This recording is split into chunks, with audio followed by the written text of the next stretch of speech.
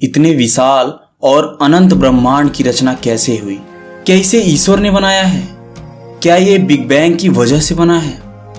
हमारे पास बहुत से तत्व हैं। अगर हम इसे तथ्यों के आधार पर कहें तो बिग बैंग की बात सही लगती है, परंतु अगर यह कहा जाए कि इस असीम और अनंत ब्रह्मांड के पीछे एक ऊर्जा या बुद्धि का हाथ है तो इस बात से भी नकारा नहीं जा सकता। आइए जानने की कोशिश करते हैं कि ब्रह्मांड की रचना कैसे हुई और इसके पीछे विज्ञान के तर्क क्या हैं।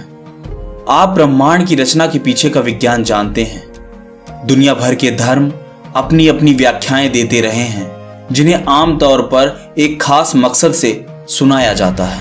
जरूरी नहीं है कि उसे सही आंकड़ों के रूप में प्रस्तुत किया जाए, बल्कि उसे एक खास इरादे के साथ बताया जाता है। विज्ञान का कहना है कि एक बिग बैंग यानी एक बहुत बड़ा धमाका हुआ और धुंधली गैसें ठोस होती गई, फिर एक ब्रह्मांड की रचना हुई। यह तथ्य के आधार पर सही हो सकता है और हम इसे सही मानते भी हैं, क्योंकि विज्ञान हमेशा एविडेंस पर विश्वास करता है। अगर हम तथ्य के आधार पर इसे देखें तो तथ्य के आधार पर बिग बैंग की थ्योरी सत्य है।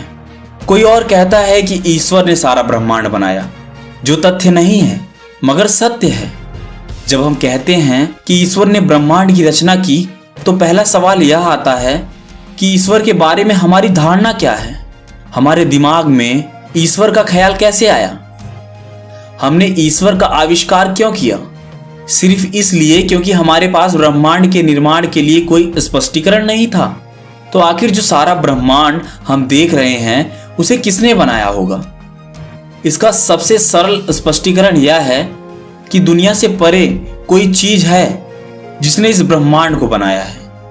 आपने और मैंने इस धरती को तो बनाया नहीं, यह बिल्कुल स्पष्ट है। फिर इसे बनाया किसने?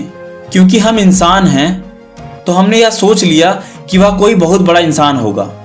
अगर आप कोई जानवर होते तो आपको लगता कि उसके पीछे किसी बहुत बड़े जानवर का हाथ होगा। क्योंकि आप खुद मनुष्य हैं, इसलिए आप ईश्वर को एक मनुष्य के रूप में देखते हैं। ऐसा ही होता है ना हमारे साथ। हम जब भी भगवान की कल्पना करते हैं तो भगवान की कल्पना हम एक मनुष्य रूप में करते हैं।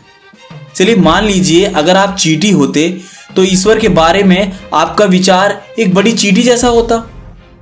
तो कहीं ना कहीं यह आधार तो सत्य है कि इस ब्रह्मांड की रचना ईश्वर ने की है। तो ईश्वर को हम जो भी रूप देते हैं वह हमारी मानवीय बुद्धि है, मगर मुख्य रूप से हम यह स्वीकार करते हैं कि दुनिया से परे कोई ऐसी चीज है जिसने इस ब्रह्मांड की रचना की है।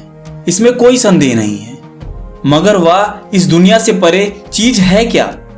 इसे लोग अपने तरीके से समझाने की कोशिश करते हैं, मगर आज तक कोई समझा नहीं पाया और उसे समझाया भी नहीं जाना चाहिए।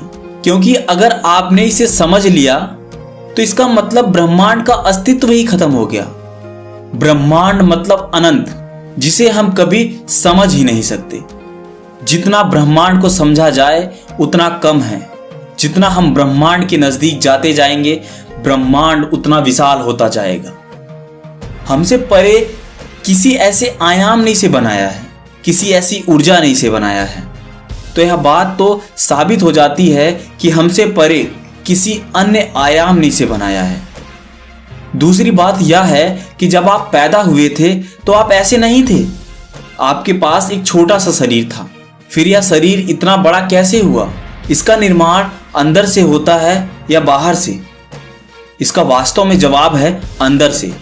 आप भोजन के रूप में कच्चा माल इसे दे रहे हैं, मगर चाहे आप कुछ भी खाएं वह भोजन इंसान बन जाता है। यानी आप कुछ भी खा रहे हैं वह हमारे शरीर में यूज हो रहा है और वह हमें एक इंसान के रूप में प्रदर्शित कर रहा है। यानी इसमें एक खास बुद्धि, काबिलियत और ऊर्जा है जो रोटी के एक टुकड़े को इंसान बनाने में सक्षम है। आप चाहे कुछ भी खाएं वह चीज इंसान बन जाता है।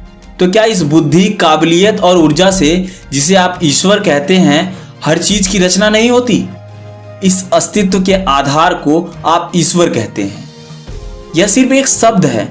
आप चाहे उसे ईश्वर कहें, शिव कहें, राम कहें, चाहे जो भी कहें, मुख्य रूप से वह इस ब्रह्मांड का आधार है जिसके लिए आप उसके सामने झुकते हैं, क्योंकि वह आपसे परे है आप उसे समझ नहीं पा रहे हैं। जिस चीज को आप समझ नहीं पा रहे हैं उस चीज के सामने आपका नतमस्तक होना स्वाभाविक है।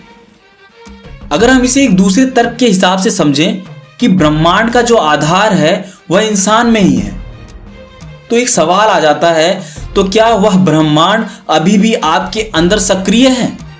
आपके शरीर के अंदर आपका लीवर जो काम कर रहा है, क्या उसे आप चला रहे हैं या कोई और चीज उसे चला रही है? जिस ऊर्जा ने इसे बनाया वही इसे चला रही है, आप नहीं। तो ब्रह्मांड का जो आधार है वह यही है। अगर किसी पेड़ को बड़ा होना है, फूल को खिलना है और कुछ भी घटित होना है, तो उसमें वही ऊर्जा काम कर रही है, यह उसी की रचना है। अब वह ऊर्जा क्या है? जीवन की हमारी धारणा बहुत मानव केंद्रित है, इसलिए हम सोचते हैं कि ईश्वर एक बड़ा और महान इंसान है। ऐसा सोचने में कोई बुराई नहीं है, क्योंकि ईश्वर हर चीज में है।